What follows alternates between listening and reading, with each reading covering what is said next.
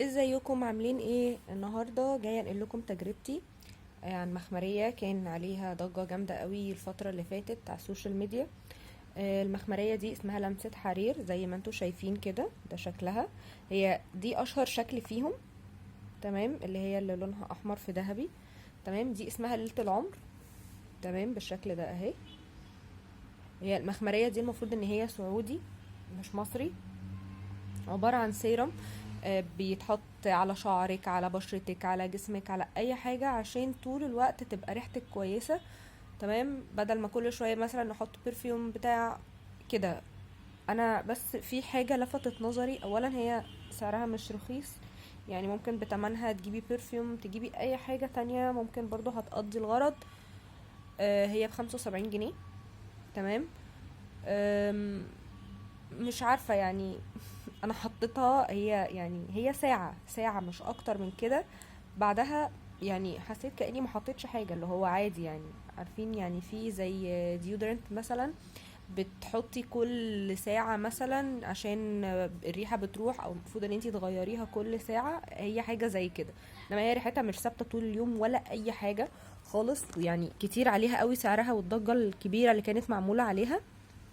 بس هي ريحتها حلوة، يعني ممكن نحطها يعني وقتي، انما مش الحاجة اللي هي الواو.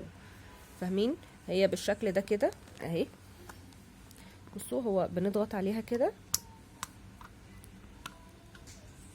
كده، فبيطلع السيرم من هنا بالشكل ده اهي.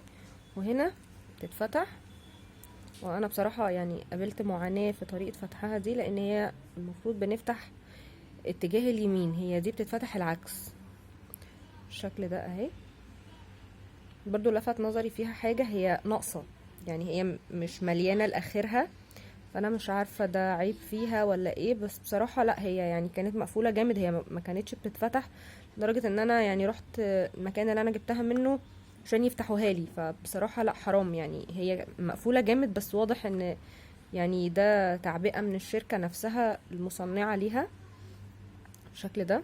بصوا، هي ملمسها مش دهني، يعني هي افضل من المخمريات الكريمي اللي هي يعني عبارة عن زي فازلين مثلا وعليه عطور او حاجة. فهي لا، يعني هي ريحتها حلوة، هي حلوة قوي، بس الفكرة ان هي مش ثابتة.